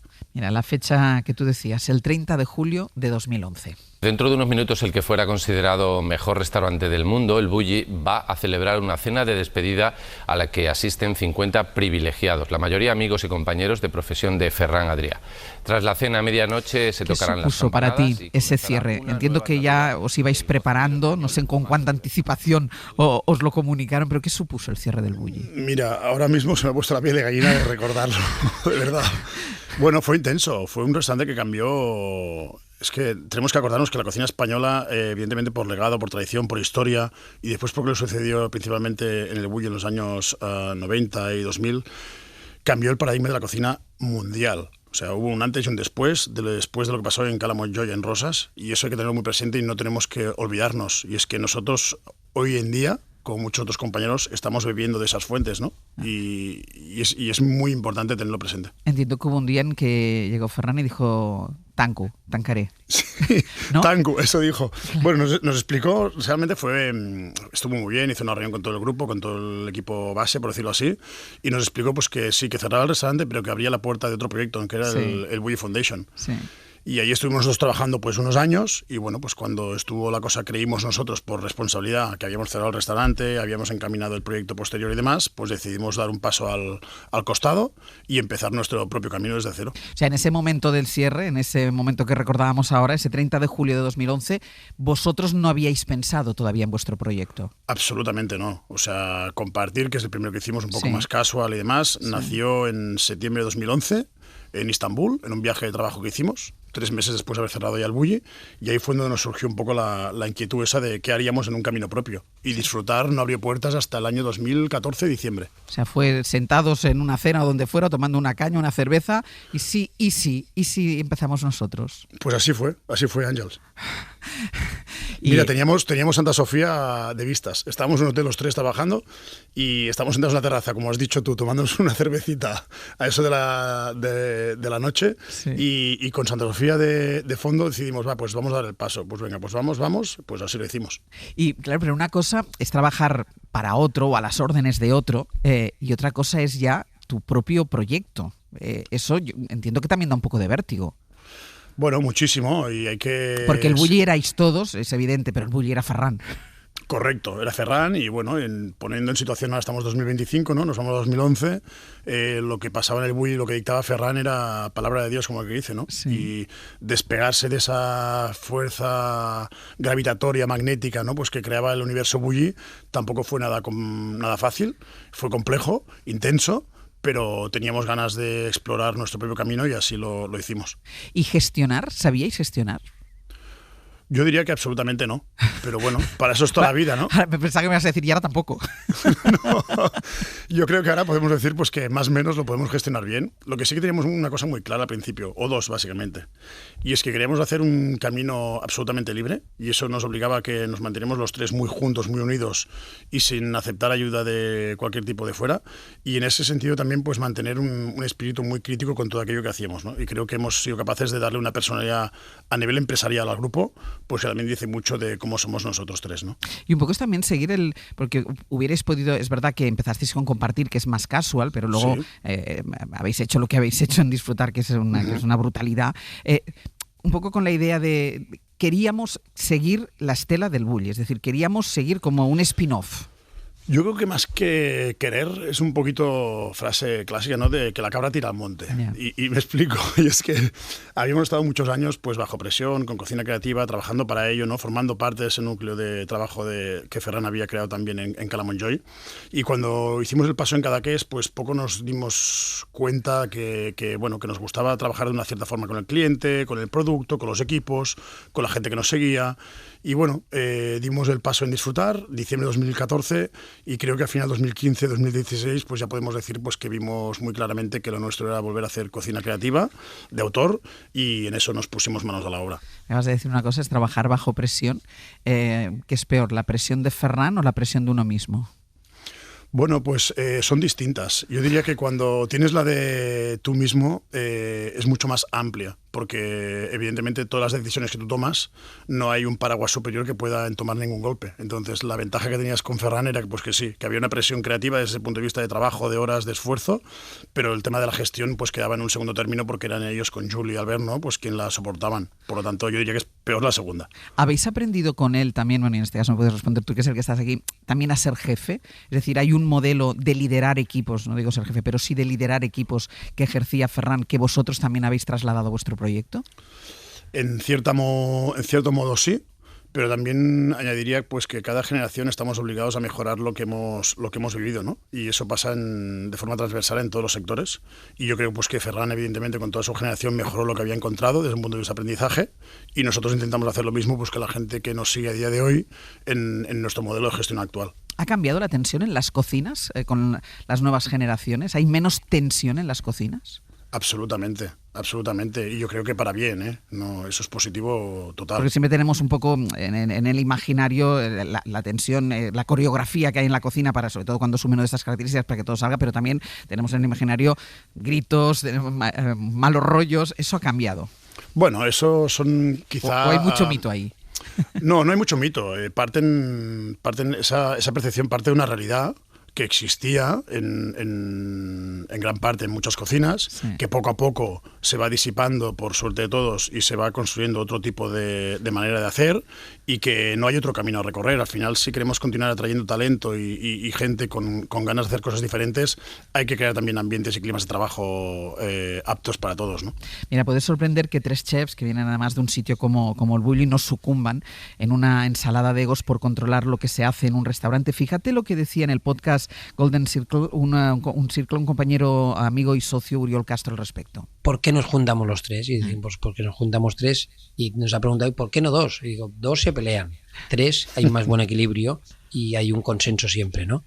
2 chocan, ¿eh? 2 sí. Cuando hay un desacuerdo, cuidado, ¿eh? 3, pues hay más consenso. Nosotros somos gente que tardamos mucho en tomar decisiones, porque somos 3, pero las tomamos firmes. ¿Estás de acuerdo? Absolutamente. Eso siempre nos llamamos un poco dinosaurios, ¿no? En ese aspecto nos cuesta dar un paso, pero cuando lo damos intentamos dejar huella. Además me ha hecho gracia porque yo no lo había escuchado y dice 2 chocan. En mi familia somos 3 y nosotros siempre decimos votamos porque claro, si votas siempre hay uno que pierde, 2 ganan, solo el empate es imposible. ¿Vosotros votáis?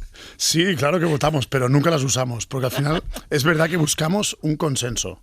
Por más que cueste creer, los egos los tenemos cerrados en cajón, en baúl, con cerrojo y candado, y los tenemos ahí aparcados. Y siempre intentamos tomar la decisión, y eso es lo que lo facilita, que sea mejor para el colectivo, para el proyecto, para el grupo, para el objetivo, y ese es el camino. Mira, y hay una cosa, al margen de la practicidad, que decía Arauriol, mejor 3 que 2, pero sí que es un hito, ¿no? Pau Arenós, lo escuchábamos al principio en la introducción, define como hito que sean 3 grandes chefs, que por separado serían ya cada uno de ellos la bomba, que 3 compartan una cocina. Esto no es muy habitual. No, y creo que está muy bien y es gratificante pues que se ponga de relevo, porque al final en un mundo donde cada vez parece que la gente a nivel individual es capaz de hacerlo todo, nosotros nos entestamos en decir que no, que la unión está en la fuerza, que en el colectivo está lo que vamos a ganar todos, y que es importantísimo que las nuevas generaciones, y así lo intentamos hacer con la gente que nos acompaña en nuestros equipos, entiendan que siempre alguien tiene que aportar, que sumar y que decir para mejorar la decisión. Y a veces nos pueden tirar un poquito como de serios y eso en esto, ¿no? Pero es que estamos convencidísimos en esto, que el más gente suma siempre. ¿Es verdad que al principio, cuando echó a andar Compartir, ocultabais que habíais sido cocineros del Bulli? No lo ocultábamos, pero lo que necesitábamos de forma imperiosa en esa época vital y profesional era despegarnos pues de lo que había supuesto, ¿no? Porque al final vivir con esa sombra cuesta mucho y queríamos que la gente nos valorara como proyecto propio. Y en eso hemos trabajado durante muchos años, lo hemos conseguido, no ha sido fácil, pero agradecemos pues que la gente vea e identifique pues que hay un estilo marcado y muy claro, pues que tiene un camino a recorrer por sí mismo, ¿no? ¿Y dónde está el límite, Mateo? En un restaurante creativo y de vanguardia, ¿cuál es el límite? Bueno, pues podríamos decir quizá la pasión, ¿no? La pasión por el oficio. Mientras tú tengas ganas de ir un poquito más allá, el mundo gastronómico es inmenso. No nos cansaremos ni nos cansamos nunca de decir que la gastronomía es cultura. En un país como es el nuestro, que es España, pues hay que tener presente que aquí pasan cosas muy distintas, y pasan muy distintas por muchos productos, por muchos recetarios, por mucho legado que tenemos. Especialmente en Cataluña hay particularidades muy claras, que los microclimas diferentes y próximos a la vez nos dan una posibilidad inmensa, y todas esas posibilidades se multiplican hasta el máximo exponente, y eso hace pues que los caminos sean casi, al menos, ilimitados por lo que percibimos nosotros. Por lo tanto, el límite no existe. Cocinar hace feliz a las personas, cocinar te ayuda a ser mejor, a conocer tu historia, a dibujar tu futuro, y por lo tanto nosotros larga vida a la gastronomía. ¿Cuánto tiempo paráis? ¿Os dais un periodo para seguir creando, para viajar, para ir buscando nuevas cosas, para que puedan salir esas ideas, para hacer esos platos? Nosotros siempre hemos sido conscientes de que eso va muy ligado a nuestro día a día y la manera de entender la vida y la profesión. Entonces, no tenemos unos periodos marcados en calendario, como podíamos tener en el Bulli, en el que había 6 meses de parón, claro, y 6 meses de trabajo. Y en cambio nosotros hemos intentado siempre el primer día, y nos está yendo muy bien, es combinar la propia vida profesional personal con el día a día de la creatividad. Es decir, a cualquier viaje, a cualquier salida, a cualquier charla, a cualquier demostración, cualquier input con un cliente, a cada momento hay que mantener la mente y sobre todo los oídos muy despiertos para poder captar esa magia, ese momento, esa diferencia. Pero evidentemente, más allá de la idea que se puede tener de que todo depende de un input eléctrico, de una idea genial de un día cualquiera, la creatividad es trabajo, la creatividad es método y la creatividad es constancia y regularidad. En una cocina de alta gastronomía, sobre todo, ¿o cómo se aprende de lo que no funciona? ¿Cómo se ve lo que no funciona? Estando allí, Àngels. Es importante estar muchas horas presente. No vale solo estar el día en que se crea el plato, sino que hay que estar allí codo con codo con la gente la mayoría de los días que puedas, y ahí es donde percibes la realidad de los clientes, porque al final en un mundo tan digitalizado lo más importante es hablar y escuchar, y el trato a trato es lo que suma. Mateo Casañas, un placer y un gusto hablar contigo. Pues muchísimas gracias, un fuerte abrazo y gracias a todos. Por muchos más años de éxito. Un beso. Gracias, adiós. Hoy por Hoy Magazine.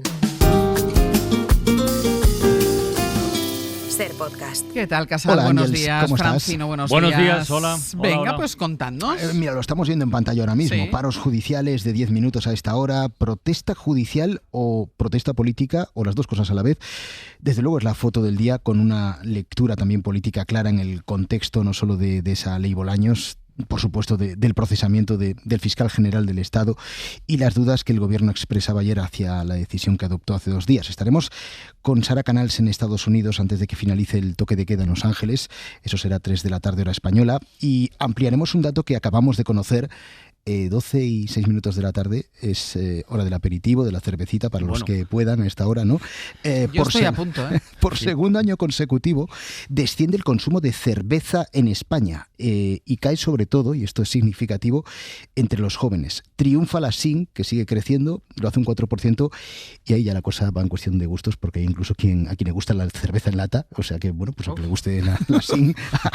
No, pero la SIN, tengo que decirte que cada vez hay SIN que están más buenas. Sí, es cierto, sí, hay está mejorado.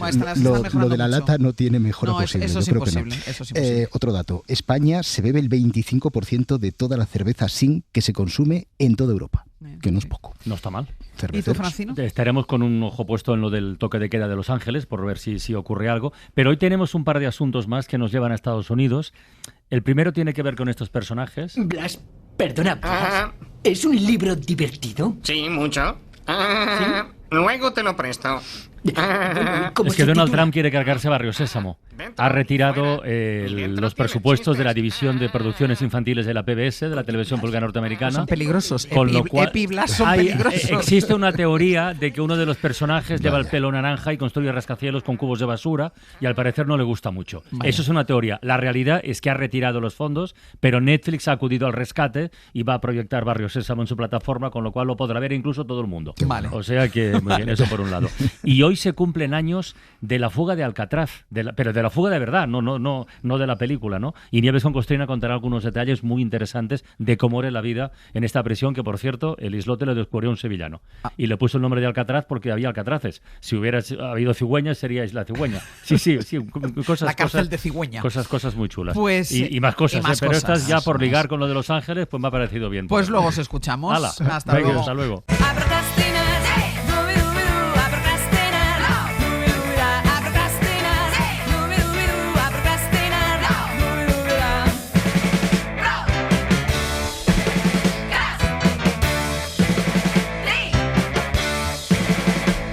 ¿Vamos a procrastinar?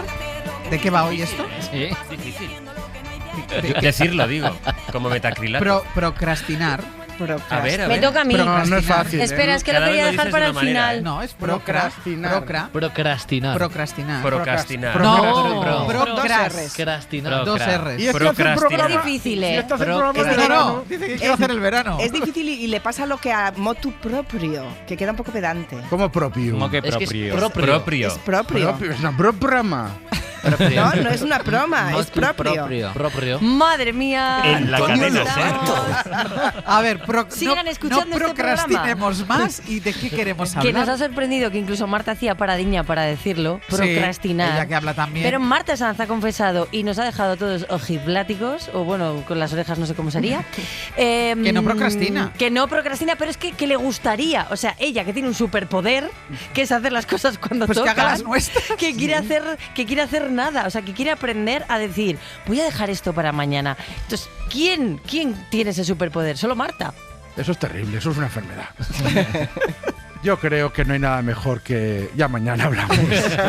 Eso es formidable. Yo les decía que llevo con una cosa que compré para hacer en casa. Claro. O sea, me traje una cosa para arreglarla y compré pintura, compré una lija. Y estás procrastinando. Y tengo la lija, la pintura y todo hace año y medio en un trastero. Yo soy de esas también. Buah, yo soy de tremendo, mañana, tremendo. ya si acaso este armario ya lo arreglo. Yo me acabo de acordar que os prometí una tarta y va a acabar la ¡Ostras! temporada y la Es tarta no ha verdad. venido. Yo ni me acuerdo. Lo que pasa que ¿Sabes qué pasa? Que me he traído, la Thermomix para hacer la tarta, pero no tengo el molde. Y entonces, pero porque para ir a una tienda a comprarlo no. ¿Ves? Pues eso es lo que he ido retrasando. Pues dice que lo has hecho tú y nos lo vamos a tragar. Sí. No, os tenéis que tragar la tarta. A ver si no cambia de becario otra vez y ya has traído tarta, porque la anterior se fue sin comer tarta. Es verdad, a ver que llamarla. A ver, te vas a tener que mandar ¿Será un ratito. Silvia la afortunada? O sea, todos somos procrastinadores aquí. Que yo iba a decir que creo que tiene trampa la cosa, porque una cosa es procrastinar, porque no lo haces porque tienes otras muchas cosas que hacer. Entonces, No. estáis diciendo en un sentido bíblico Eso es de claro. no hago esto porque no estoy haciendo nada. Porque me la juego Eso para es- el fin. eso Es que no hacer Con nada. José Luis Sastre. Ya, es que sastre no puede estar sin No hacer nada no se hace. El día que descubra Si lo está tan bien que bien, sin está hacer sin nada. hacer nada, o sea, Entonces Sastre le pasa como a Marta. como a Marta. No, Sí. pero es decir, sí dejo de hacer cosas, pero porque tengo otras Pero cosas que entonces hacer. eres Marta. Sí. Sí. Sí, claro, No. es evidente. Procrastinar es Ser irresponsable. tengo que hacer esto, pero estoy mejor aquí Y sentada ya, en pues el esto sofá no- haciendo... Bueno, nosotros que casi convivimos, sabes que yo me pongo muy nervioso y digo, hay que Pero hacer este es un cosas. tema, Sastre, que tienes que... Hay que- o sea, tienes que hay hacer que- un poco de terapia Sí, con este tema. sí. Podemos hacerla aquí a las Tengo 12. un podcast ya para hacerlo esto. Pero ya, y también sí, aquí hago tienes un terapia, sí. huequito. Pero te digo la verdad que el día que descubres que sin hacer nada también se está bien, o sea, tienes como una liberación. y No, dices, pero "Ostras". tú tampoco estás sin hacer nada, ¿eh? Porque hacer nada, ¿qué es? ¿Estar leyendo un libro, estar Claro. viendo una peli? Eso es hacer algo. No. Pero yo ya estoy en disposición de decir que puedo estar algunos minutos de la tarde sin hacer nada. Nada. Nada. Claro. La cosa sería respirar. O sea, Claro. que estés Pero estás tranquilo. Vamos a ver, entonces ¿qué haces? ¿Te Pues sientas me en el siento sofá y pienso en mis cosas. sin Claro. ver la tele, No, sin no. hacer nada, ¿eh? No se puede ver.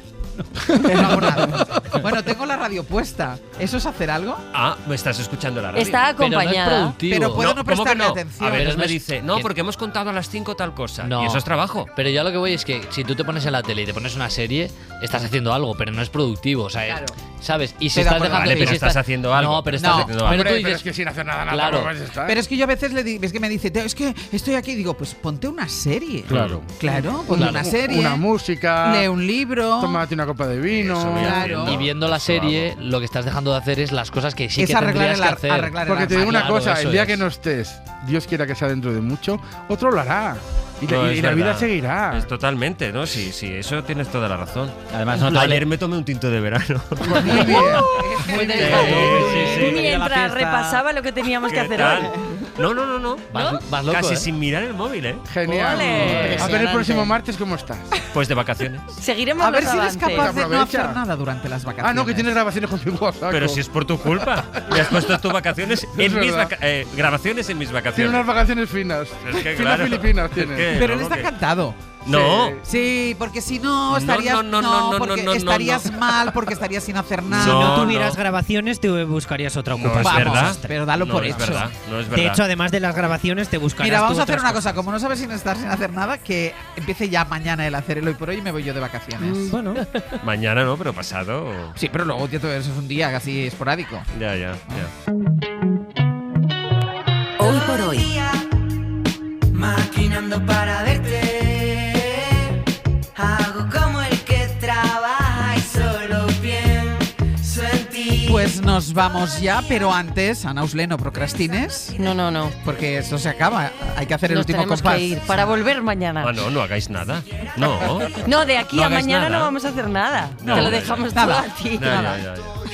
Venga, que el último compás, si os parece, va a ser para una forma de trabajar, que bien podría ser esta. Pero vamos a hablar de cómo trabajar, no solo en equipo, ni en pareja, como Ángels y Sastre, sino en trío. A lo mejor ahí está la clave. Así lo hacen Oriol Castro, Eduard Sarruch y Mateu Casañas. Son los responsables y creadores de Disfrutar, el mejor restaurante del mundo.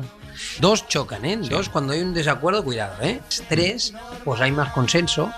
Nosotros somos gente que tardamos mucho en tomar decisiones, porque somos tres, pero las tomamos firmes. ¿Estás de acuerdo? Absolutamente. Eso siempre nos llamamos un poco dinosaurios, ¿no? En ese aspecto nos cuesta dar un paso, pero cuando lo damos intentamos dejar huella. Por más que cueste creer, los egos los tenemos cerrados en cajón, en baúl, con cerrojo y candado, y los tenemos ahí aparcados. Y siempre intentamos tomar la decisión, y eso es lo que lo facilita, que sea mejor para el colectivo, para el proyecto, para el grupo, para el objetivo, y ese es el camino. Como nosotros, que todo Claro, lo ahora hacemos por el equipo y por el Podríamos grupo. poner un restaurante. Hay que pensar quién quiere ser el tercero. Todos votando ¿Te y imaginas? decidiendo. Todos nosotros en una cocina. No sale ni el primer plato. La quemaríamos la cocina. Pero seguro. vamos, nos quemaríamos los unos a los otros. A ver, nos organizamos para hacer este programa, ¿no? Pues bueno, millor o pitjor, No hay, pero... no hay cuchillos aquí. Exacto. Que no hay cuchillos. Date la vuelta. Date la vuelta. Volvemos mañana, les esperamos. Pongan el despertador.